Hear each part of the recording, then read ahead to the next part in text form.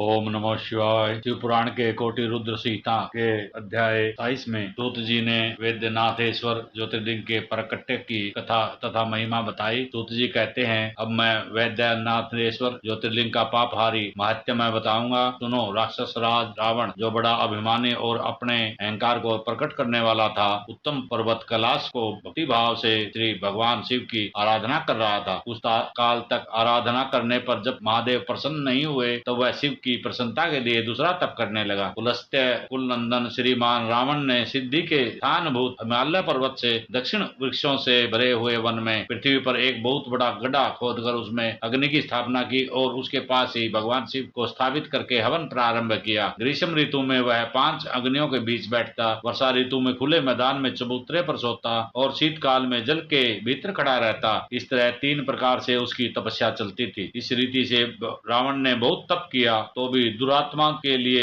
जिनको रिझाना कठिन है, वे पिता परमात्मा महेश्वर उस पर प्रसन्न नहीं हुए। तब महामनस्वी दैत्यराज रावण ने अपना मस्तक काटकर शंकर जी का पूजन प्रारंभ किया। विधि पूर्वक शिव की पूजा करके वह एक एक सिर काटता और भगवान को समर्पित कर देता। इस तरह उसने क्रम से अपने 9 सिर काट डाले। जब वह एक ही सिर बाकी रह गया, तब भक्त वत्सल भगवान शंकर संतुष्ट और प्रसन्न हो वहीं उसके सामने प्रकट हो गए। भगवान शिव ने उसके सभी मस्तकों को पूर्वतः निरोग करके उसे उसकी इच्छा के अनुसार अनुपम उत्तम बल प्रदान किया। भगवान शिव का कृपा प्रसाद पाकर राक्षस रावण ने नतमस्तक होकर हाथ जोड़ उनसे कहा, हे देवेश्वर, प्रसन्न होइए, मैं आपको लंका में ले चलता हूँ। आप मेरे इस मनोरथ को सफल कीजिए, मैं आपकी शरण में आया हूँ। रावण के ऐसा कहने पर भगवान शंकर बड़े संकट में पड़ गए और अनमने होकर बोले, राक्षस राज, मेरी सार गर्भित बात सुनो। तुम मेरे इस उत्तम लिंग को भक्ति भाव से अपने घर ले जाओ, परंतु तुम इसे कहीं भूमि पर रख दोगे तो वह वहीं सुस्थिर हो जाएगा, इसमें कोई संदेह नहीं है। अब तुम्हारी जैसी इच्छा हो वैसा। सूत जी कहते हैं, हे ब्राह्मणों, भगवान शंकर के ऐसा कहने पर राक्षस राज रावण बहुत अच्छा कहकर वह शिवलिंग साथ लेकर अपने घर की ओर चला, परंतु मार्ग में भगवान शिव की माया से उसे मूत्रोत्सर्ग की इच्छा हुए। पुलस्त्य नंदन रावण सामर्थ्यशाली होने पर भी मूत्र के वेग को रोक न सका। इसी समय वहां आसपास एक ग्वाले को देखकर उसने प्रार्थना पूर्वक यह शिवलिंग उसके हाथ में थमा दिया और स्वयं मूत्र त्याग के लिए बैठ गया। एक मुहूर्त बीतने के बाद वह ग्वाला उस शिवलिंग के बाहर से अत्यंत पीड़ित व्याकुल हो गया।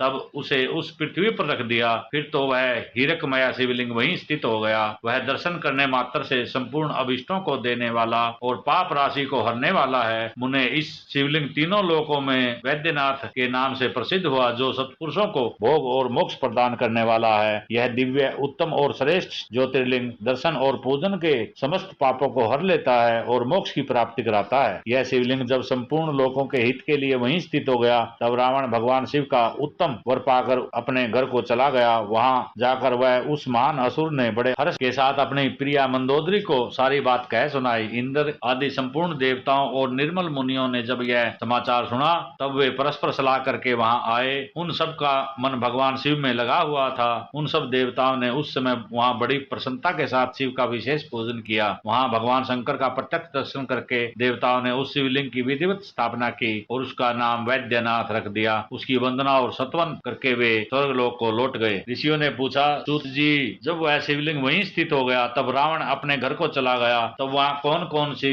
घटना घटित हुई, आप बताइए। सूत जी ने कहा, ब्राह्मणों, भगवान शिव का परम उत्तम भोग पाकर मान रावण अपने घर को चला गया। वहां उसने अपनी प्रिया से सब बातें कही और वह अत्यंत आनंद का अनुभव करने लगा। इस पर जब इस समाचार को सुन देवता घबरा गए कि पता नहीं यह सब देव द्रोही महादुष्ट रावण महाशिव के वरदान से बल पाकर क्या करेगा। उन्होंने नारद को भेजा। नारद ने जाकर रावण से कहा, तुम कैलाश पर्वत को उठाओ, तब पता लगेगा कि शिव जी का दिया हुआ वरदान कहाँ तक सफल हुआ। रावण को यह बात जच गई। उसने कैलाश पर्वत को उखाड़ दिया। इससे सारा कैलाश हिल गया। तब गिरिजा के कहने पर महादेव ने रावण को घमंडी समझकर इस प्रकार शाप दिया। महादेव बोले, रे दुष्ट भक्त दुर्बुद्धि रावण, तू अपने बल पर इतना घमंड न कर। तेरी इन भुजाओं का घमंड चूर करने वाला वीर पुरुष शीघ्र ही इस जगत में अवतीर्ण होगा। सूत जी कहते हैं, इस प्रकार वहां से घटना हुई। नारद जी ने सुनाया। रावण भी प्रसन्नचित हो जैसे आया था वैसे घर लौट गया। इस प्रकार मैंने वैद्य नाथेश्वर का महात्म्य बताया। इसे सुनने वाले